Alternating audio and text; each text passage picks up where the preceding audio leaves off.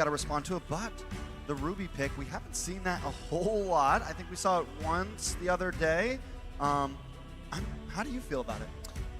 I mean, Ruby's still great CC potential, but I feel like sometimes it takes a little bit longer for her to really get that durability. I mean, it takes the items and everything, and when you, like Gideon said, you got a Lunox across from you. She's going to be shredding at least in the magic department. And so you have a couple options for you.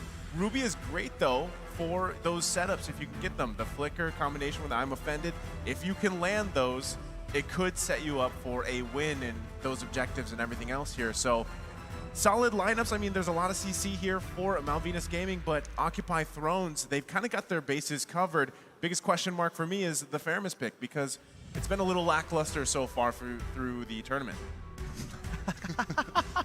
I'm sorry, I got a glimpse of a couple of those sides, but it's time to jump right into the game here. Match point for Occupy Thrones, as they might be able to secure a place in the next battle, but Malvinas Gaming looks to punch back. This is game number 2. All right, I mean, we got a glimpse there at the emblems, and I think the biggest question is especially the pacing in the jungle, right? Again, Prince Fran going towards that objective-based play style this time around with the Fredrin. And that's the thing, can you actually really utilize this? Maro, though, already aggressively going in, gonna just get some vision here too and try to see if he can force Fran into a bad situation. But still, this rotation, the early rotation for Malvinas Gaming is going to be really important, especially if they can secure themselves the first turtle of the game. Hey, yo, what's going on down here? They're stealing away the Beetle without their jungle, and they just want to get ahead in EXP and deny it from this Ling, but they're not going to get punished whatsoever. OT is just chilling in the mid lane, going to shove it on out, and then look to move. Yeah, but here's the thing, right? I feel like this plays, wait a second. Steffi with a nice lockup. Probably nothing major gonna happen here. Maro forced to back off, but still, Malvinas Gaming, I feel like when there's a Ling on the field, that team wants to set a tempo, and Malvinas Gaming doesn't care about it. They want to bring in their own, but look how much material Leo's taking right now. He was able to pretty much clear out the free camps down on the bottom side of the map. Not to mention that, you know, he expected Malvinas Gaming to actually start invading that Beetle with the information provided by that Lunox. He's able to make some really good calculated decisions overall. But in terms of the map rotation, it does feel a little strange. Nobody's really taking the initiative just yet. We're not seeing, you know, we're not seeing Maro actually jumping into too many of these fights. He understands they want to get level 4 first before anything. Oh, but there's some initiation. Dragon gonna take a bit of damage, but now the rest of Malvinas Gaming is here. Turtle is up. I think it's gonna be a second until the fight ensures, though. All right, so Dragon gonna be fine. He also just got that ultimate ability. The Consecration gonna heal back up. Still, though, it looks like Prince Fran wants to fight for this turtle. Maro to almost level 4, just hit it. So gonna wait for, you know, Leo to grab this purple buff and just get in position to fight this, because they've got all the ultimates across the board here, especially when you're talking about having this Faramis. They've got a little bit more of an extension of a fight, and now they're pulling it through. They get the feathered airstrike out from Harley. That's a big ult out from Malvinas Gaming. They're stalling on purpose. OT is stalling this on purpose. Maro could have absolutely hit that if he flickered, but now look at the enemy purple buff. Malvinas Gaming is going to lose it, and while Prince Fran is slowly taking this away. Oh, cheeky, but Leo still able to get it. Gonna get stunned up there, but will be able to walk away from this freely. Prince Fran is able to secure the turtle, so almost a decent trade. When we look at the gold, OT has a small 150 advantage. Well, I mean, even with that, okay, they might still go here in the mid lane, but even with that trade, right, you're at least securing yourself the first turtle here. But, I mean, Prince Fran, does he care too much about the purple buff? As a Fredrin, maybe not so much in comparison to the assassin junglers here, but still, you don't want to just continue to give things away. And even noticing, you know, Joel Crew already having the Corrosion Scythe here on that 1-1, it's going to be crucial for him to find the crossbow of Tangs and even those resets later on throughout the fight. And now you can see even the focus here from Occupy Thrones. Ooh, in comes Gatto, though, showing his presence. The rest of the team also ready to make a strike, but nobody sticking their neck out too far. I don't know what's happening here. I mean, Gatto just goes in, he uses that Brilliance, goes back out, he's trying to bait out Joel Cruel, but then he also knows that the rest of the team is moving on, so why exactly did he use the Brilliance when he could just use the Darkening? So many questions at hand. Maro? Wait a second, Maro does come in, but a Feathered Airstrike is there to stop him. Colt Alter comes out to save the day, and once again, it is a disengage. Come on, Gideon. What's going on here? I don't see first blood. It's been 4 minutes. I want my action. Weird. This is supposed to be like the blood dome. So Where weird, is dude. my blood? The Blood Dome. Well, I mean, at this point, it is kind of odd that both of these teams, especially when we saw the team head-to-head, that there's been no first blood up to this point. I'm sure in the next 30 seconds or so when that turtle comes up, everyone's going to be rearing to go. Gato finally picking up the Clock of Destiny here, too, at the 4.5-minute mark. So this could be crucial, though. Joel Crew, though, still the focus of Occupy Thrones. Harley also picking up Clock of Destiny. So everybody's still looking for that first kill of the game. Everybody's still looking for that first blood, but no first blood. Sorry, Gideon, just not yet. 5 minutes in. I mean, now with the turtle up, though, Leo is going to get the first poke onto it along with Joel Crew. Looking at Prince Fran and Harley coming in as well. Nice, I'm offended on Morrow. Gato, though, comes in, but Morrow still falls. Brilliance has dropped Harley. Able to flicker. Steph taking a bit of damage. Fury comes in with the Cult Altar, giving it a little bit more sustainability. Hulk onto the backside, but Gato is found by Joel Crew. Hulk now onto the tower, forced to flicker away. Fury getting a bit of poke, but this should give the turtle over to the side of Malvinas. Finally, we do see the first 2 kills come forth, but it's weird. It's like, oh, you want the objective, you want the kills, and then suddenly there's a huge shift in perspective. But I mean, like, even with that, it was just kind of a weird whole fight there for that turtle. But Joel Crew coming out with the 2 kills and being able to pick up his second item now on this 1-1, it is going to be something that Occupy Thrones has to be conscious of, because you just see a lot of this back and forth, and still Steffi looking for another possible setup here. Now Morrow on the Kufra is going to be the big person to find the setup for Occupy Thrones, but right now they're struggling for it as this turtle is now less than half health. Most definitely, and Morrow is keeping his distance, making sure he's in range to possibly make the play happen. But Harley and Steph also being very, very sneaky inside of this bitch. Joel Crew gonna move around. Dragon trying to delay that purple buff, but it still goes into the hands of Leo. Off camera, Morrow is picked off. Harley taking a bit of damage, will fall. Hulk finds it. Hulk in the midst of things. Joel Crew gets crossbow tang. And he will find it. The Cold Altar still not enough. Finally with the killing spree. But now OT is on the hunt. Leo here gets stunned up by Steph. And Joel Crew finds another. That is a double kill. And still the Lord is not taken. But they have got what they need because it's 5-1 on the board. Oh my goodness. I mean, honestly, things could have gone so bad. I saw Malvinas getting like, oh, I am ready to make the TikTok highlights, but there's still objectives, so Joel Crew backs off. He was so ready to go further and push himself to the limits here. But right now, I feel like Occupy Throne has kind of lost their aggressiveness. They're playing a lot more controlled for some reason, and I'm not entirely sure what the communications seem like. They're still pressing the situation here on the top side. Going to take them out here. Ooh, I'm offended. Locks on Morrow. Bursted down. That's an unstoppable kill for Joel Crew. And at 5-0-1 at 7.5 minutes, the 1-1 is beginning to look scary. See, this is a big problem, and this is why you see 1-1 banned out quite a bit, right? Because if you get to this point in the game, it is a 3K gold lead, but all those kills, all that gold is on that 1-1, and it gets really hard to deal with here because typically you see teams dealing with a 1-1, you know, juggling Winter Trojans later on through the game. That's a Wind of Nature being picked up by Joel Crew as well. So now he can be even more of a nuisance, even more confident in trying to get those weak points off so he can pop the crossbow of Tang, and this is why you just see them take control of Occupy Throne's jungle. Ooh, Morrow trying to dive in and make it onto Joel Crew, but it's still not enough. A nice I'm offended, locks up Maru. He drops Hulk along with him. Fury 77 now on the run, does a nice bit of damage, but he falls. Joel Crew 6-0-3 now.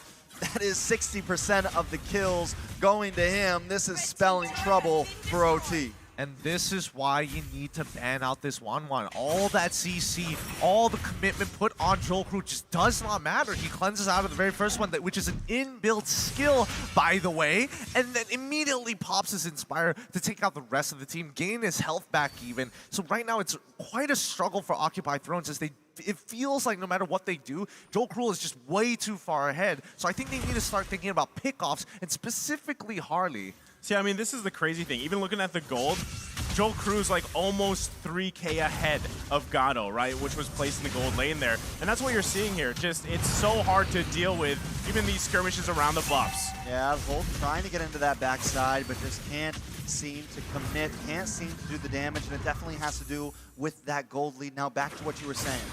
I mean, still, The point being is just itemization. You're out-itemized, right? And a lot of that has, again, to do with the 1-1 pick, which is usually constantly banned out, right? And Joel Crew, knowing that, able to just kind of freely do what he wants to do and doesn't really have to worry too much just yet. Now, it is 10 minutes in the game. If Occupy Thrones can hold on, maybe for dear life, they can defend themselves in the base here, but they still need time because, again, you don't have a traditional marksman here. You're relying on some form of setup from Maru, maybe even Hulk. You've got a Cult Altar, but still, you got also a lot of magic damage here, and right now, it's just hard to deal with because you got Prince Fran in the front, you've got Steffi finding those I'm Offended combinations like we talked about with the Flicker, and meanwhile, Dragon's on, you know, this unkillable hero who just is a distraction at this point. Yeah, it's tough, and I think that even though Occupy Thrones have options to be aggressive, the counter-engage coming in from Malvinas Gaming and just the raw peel from Prince Fran and Steffi alone already deters them. So it just boils down to who can create that space. Do they want to have Gato do it, or do they want to have Maro to do it? Because Leo and as well as Hulk do generally struggle. They go in, they slow down. There's nothing much they can really do other than displace and pull attraction to themselves. But as long as Malvinas Gaming sticks as 5, I'm not sure. Yeah, and the Lord now encroaching into enemy territory, will connect onto that inhibitor. Gonna do a nice bit of damage, but Gato will be able to handle it so they don't lose a base tower just yet. Malvinas Gaming gonna go around and eat up OT's resources and wait for them to come out. This is even scarier, right? He just, Joel Crew just locked himself in, the Malefic Roar, able to pick that up. Steffi getting this dominant eye. So still, Occupy Thrones trying to play catch up. 7.5k gold lead and no turrets for Occupy Thrones here. They're literally just trapped on their side, if not their base. And I mean, Joel Crew, the turret plater, number 2 highest turret damage per minute. That's 951 damage. And this has been a game for him. I mean, if it was Leo's game, the previous one, this one's Joel Crew here. You know, for now, I mean, for all we know, this game could drag out longer, but let's have a look at Joel Crew, the turret plater. You know, the second highest turret damage per minute at 951. The man is able to push really fast and somehow is able to shred these turrets without taking too much damage or getting punished that heavily. Yeah, another amazing statistic for one of these lower bracket teams. It definitely goes to show how much of a stars they are in their own right. But with Malvinas Gaming holding such a strong lead over this, is there an answer for OT? Well, I think one of the biggest answers for them is still going back to the point, like, do you use Gato to, whether it's the Brilliance, whether it's those Chaos Balls, to try to melt someone down here if you can at this point? Do you have Hulk either initiate with the split or peel for you? Leo also, I think he's got a couple items now on this link. He's got damage, but I feel like the big problem is there's just too much even durability from Malvinas Gaming because of that gold lead. Even looking at the items here, I think he's still got to build his third one, but at this point, you don't even really want to see them contest this Lord. They might be better off just defending in their base for another one while they can play catch-up here. Yeah, Maro will get the Tyrant's Revenge onto Steffi, but a nice I'm Offended comes onto Hulk and Fury. Cult Altar does come out, but they don't want to let it up. Joel Crew popping off with that crossbow of Tang. Fury goes down, everyone else back to base. Leo caught in the midst of the field. Gonna try to get hunted down from Dragon, but this should be a possible Lord for the side of Malvinas. And this is what we were talking about earlier. No matter what aggressive moves coming out from OT, from Maro specifically does, he instantly gets cleansed away. The peel coming in from Prince Fran, and not to mention just the counter engagement coming out from Steffi. He gets hit by it, doesn't care, quickly taunts everybody and pulls them in with a I'm Offended.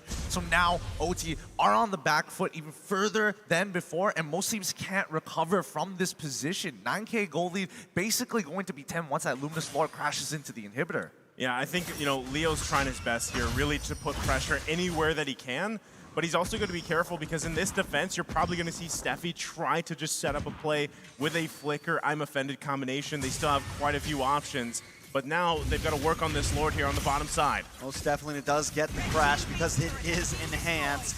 A lot of green dots on the side of Malvinas, but the same thing goes for Mena. Ults are ready to go. They want to move into this middle inhibitor, try to take as much as they can. They don't want to go too deep. The Dragon will hold down the front line. Able to zone Leo and got away, but now the I'm Offended locks in. Feathered Airstrike comes down. Hulk coming onto the backside, but Steffi does fall. OT trying to make the response here. Looks like we're going for a ride along with Hulk, but Prince Fran is caught in the midst of 4 members and will fall as well. That is a 3-for-0 trade. They do take some inhibitors, but Occupy Thrones is answering back.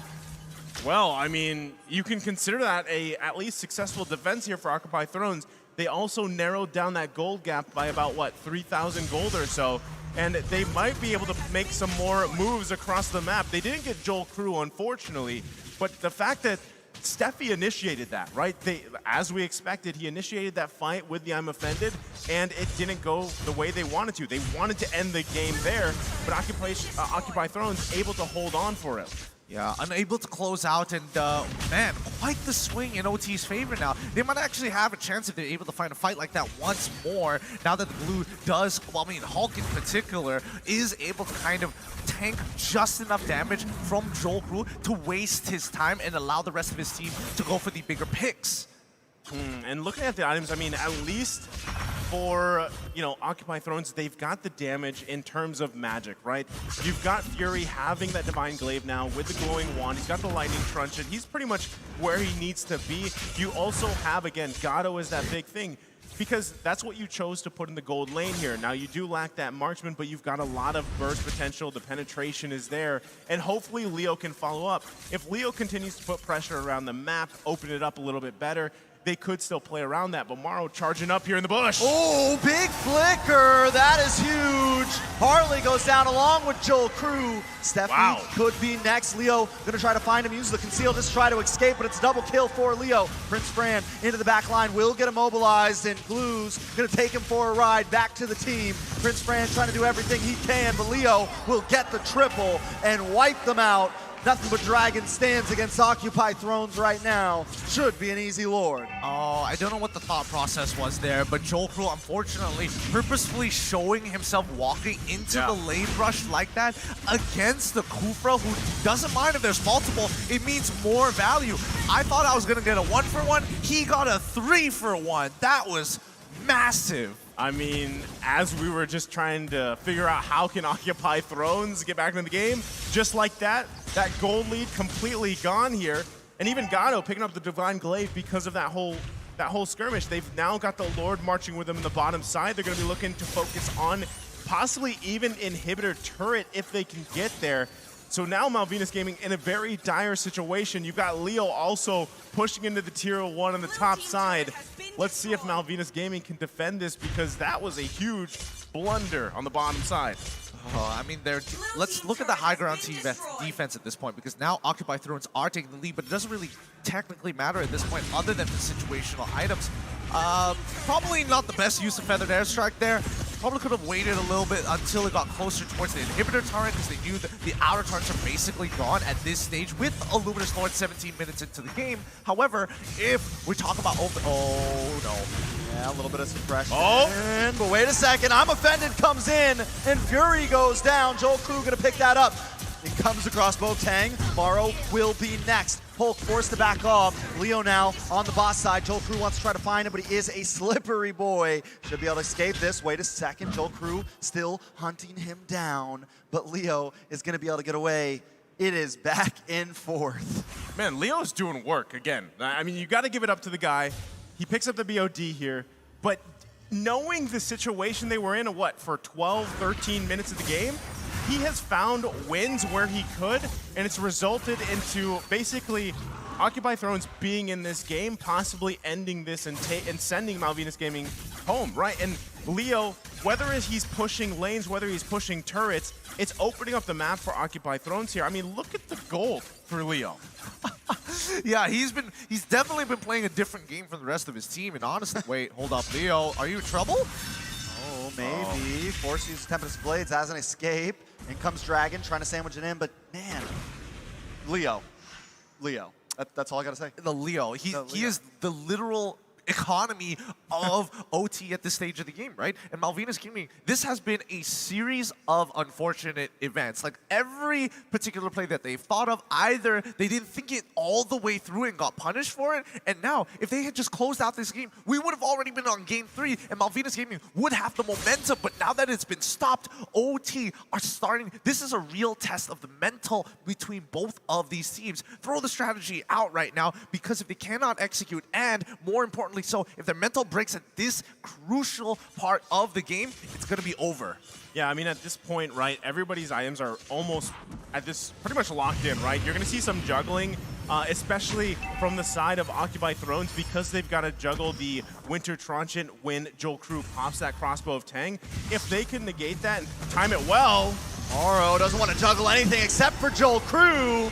Now You don't Prince need Fran to. on the run. Fury gonna pop that Cult Altar. Morrow pushes him back. Bit more damage. Leo looking for Harley. Can't quite find him. Gonna get pulled in from that I'm offended. Leo may go down here. Immortality does pop. Fury wants to try to keep them at bay. Leo will be able to escape. Fury uses the flicker, but the taunt comes in. Prince Fran wants something. Morrow gonna come in to try to create more distance. Well, all of this is happening. Gatto working on the Lord, so it is a good play from Occupy Throne. You called it. You called it, Naisu. They found it as you mentioned it. Why was he there?